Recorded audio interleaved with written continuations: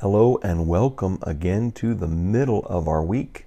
We're moving into the third day of our devotional this week as we continue along that theme of the return Hosea's story.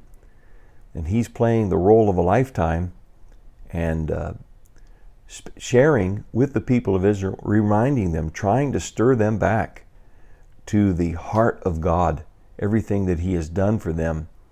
And they are persisting in a stubborn course of action, and it's eventually going to cost them their entire nationhood. They're on the brink of disaster and being placed into exile, and they seem to be blissfully unaware. They have been conducting themselves in secret sin and not so secret sin. They have been engaging with the ancient religion, idolatry of the Canaanites. They've been involved in occultism.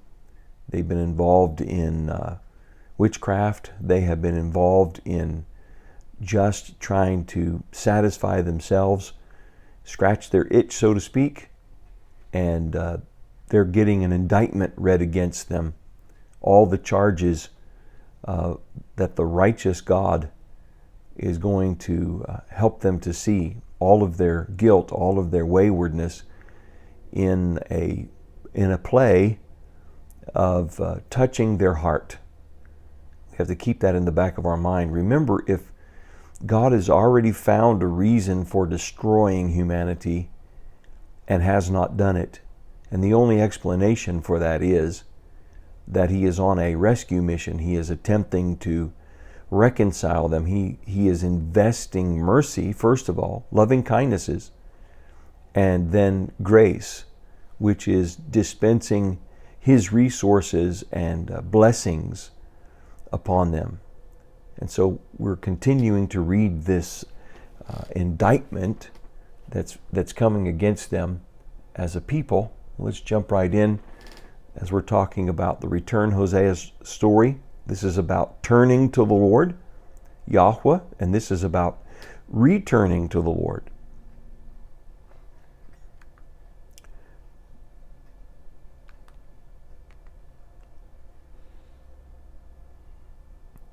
As at Adam, they have broken the covenant.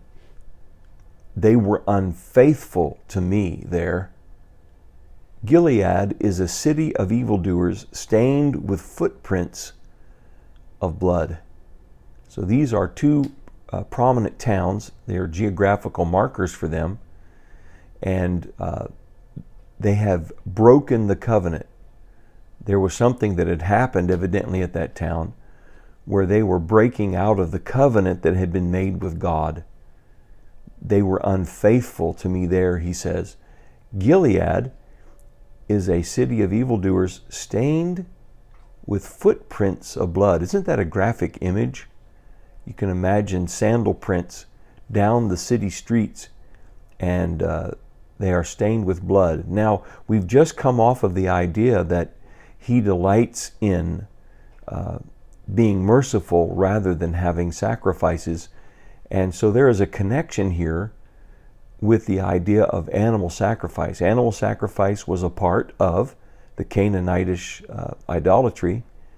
Animal sacrifice was a part of the Hebrew approach to God when they were confessing their sin and constantly being reminded that the innocent one was having to die in their place. They were confessing their sin over an animal, a bull, a goat, sheep, and then it was being slaughtered, and its blood was a reminder that life is in the blood, and it was a constant picture for them that there was going to have to be the innocent one suffering for the guilty. So they were familiar with the idea of sacrificing, but they have moved away from sacrifices to the Lord, and instead they are sacrificing to the gods and goddesses of the region, to the Baals. They are involving themselves in this Canaanitish religion. As marauders lie in ambush for a victim, so do bands of priests. They murder on the road to Shechem. So what a powerful image that those in the priesthood would be involved with this. Now, this is not the priesthood of the temple. This is not the priesthood in Jerusalem. This is the style of priesthood that has sprung up in Israel. And one other thing I want to go back to and connect with is that we have this idea of blood, footprints of blood. Now, there's another angle to this, especially when we consider that they murder on the road to Shechem. When we come into the New Testament and we hear the foundational principles of the kingdom being articulated by Jesus in Matthew 5, 6, and 7, he points out to them, he says, "You've heard it said, thou shalt not murder." Well, that's actually found in the Decalogue, the 10 Commandments. Thou shalt not murder. Don't take the life of a person that's innocent and shouldn't be suffering the death penalty for what it is that they did. And so he is reminding them that about murder. This has nothing to do with animal sacrifice. This has nothing to do with the just activity of capital punishment. This has to do with the unjust taking of human life. Now, he reiterates that. He says, "You've heard this said, but now I say this to you. Whoever says to his brother, Rakah, or you fool, is in danger of the fires of hell."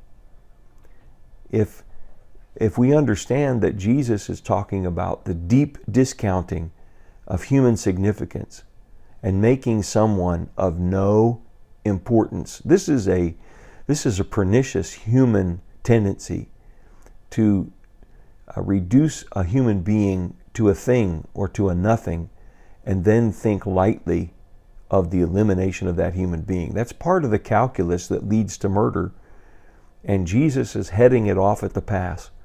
What we're seeing here is that what's going on in Israel is they have denigrated human beings. They have mistreated them. They have reduced them to numbers. They have no value. So do the bands of priests. They lie in ambush for the victim. Now, this doesn't mean necessarily that they're lying around and ambushing people and killing them and making murder sport of them. They are having such a crass and low estimation of people that they're seeing them as walking dollar signs and people who can be extorted. Why? Because everybody's walking around with a sense of guilt. They're walking around with a sense of inequity in their heart between them and God. And what are they doing? They're taking advantage of this distance that people have from the living God and this sense of lack and this sense of longing that actually drives them in their idolatry. And they're taking them further into idolatry, separating them from God and taking advantage of them. So this picture of sandal prints of blood and this picture of lying in wait to murder on the road to Shechem. Now, this road to Shechem was actually the ancient road that led at one time to the tabernacle at Shiloh. Shiloh was right nearby, and this is where the original tabernacle had rested when they entered the land. It was near this area, and so they have utterly perverted the intention of this area within the tribe, and they're now using it as a wicked scheme. They're devising ways to use people's sense of there might be a God and any sense of guilt and turning it for their own purposes. And he goes on to say, "I have seen a horrible thing in Israel. There, Ephraim is given to prostitution. Israel is defiled." Defiled. The idea of defiled is to take something that has one purpose and turning it to something else. If you don't have a hammer and you find a wrench, I've been known to, when I couldn't find a hammer, to use a wrench to drive a nail. But a wrench isn't used to drive a nail. A hammer is used to drive a nail. It can be taking something that is intended for one purpose and subverting it to another purpose. And then, worst case, this is what happens. That thing that is not made for the task that you put it to is damaged and broken by the fact that it is being used in that task.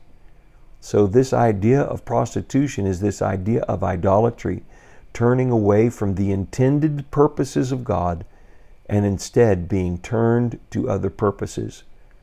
So let's come away from today with this meditation. Let me be aware. Lord, make me be aware. Help me to be aware of those purposes that you have for my life and how my own purposes for my life end up hurting me as well as other people. What might be around my life that actually defiles my life? That can point out the idea that I'm being exploited by the enemy or by somebody else, and that it will take me into a brokenness. Much like Gomer, she was driven by her desires into prostitution and was thereby defiled. Israel developed another purpose other than what God had intended for them, and Israel found herself defiled, used for something else than what is really intended, and it tends to break and ruin and stain and spot. The great news is that we can go to God, return to Him, and turn to Him for the first time, or return to Him, and He can cleanse us, reposition us, heal us from that defilement. So Lord bless you as you consider that. Think about that today, and I'm looking forward to seeing you tomorrow.